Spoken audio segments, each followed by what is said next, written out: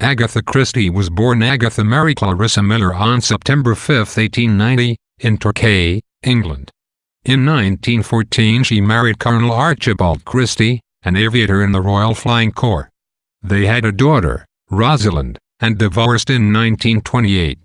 By that time, Christie had begun writing mystery stories, initially in response to a dare from her sister.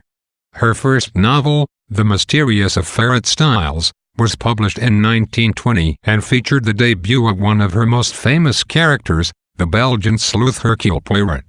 Christie would go on to become the world's best-selling writer of mystery novels.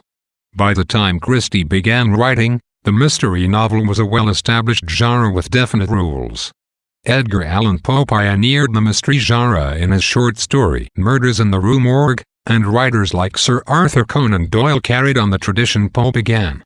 In traditional mysteries like Poe's and Doyle's, the story is told from the perspective of a detective protagonist or a friend of the detective, like Sherlock Holmes's companion, Dr. Watson, as he or she examines clues and pursues a killer.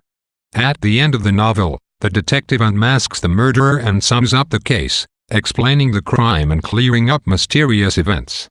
As the story unfolds, the reader gets access to exactly the same information as the detective, which makes the mystery novel a kind of game in which the reader has a chance to solve the case for him or herself. Fairly early in her career, in 1926, Christie came under fire for writing an unfair mystery novel.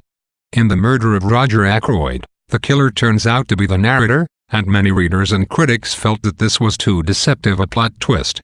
Christie was unapologetic, however, and today The Murder of Roger Ackroyd is considered a masterpiece of the detective genre. And Then There Were None, written in 1939, breaks more rules of the mystery genre.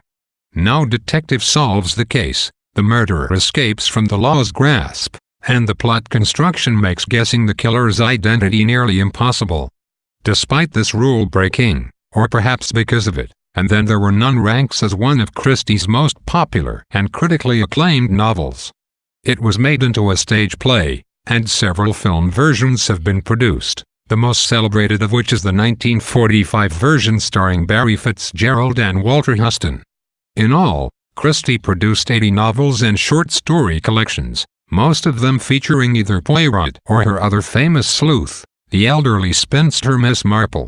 She also wrote 4 works of non-fiction and 14 plays, including The Mousetrap, the longest-running play in history.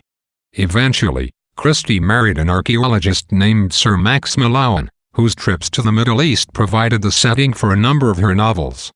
In 1971, Queen Elizabeth II awarded Christie the title of Dame Commander of the British Empire. Christie died in Oxfordshire, England, on January 12, 1976,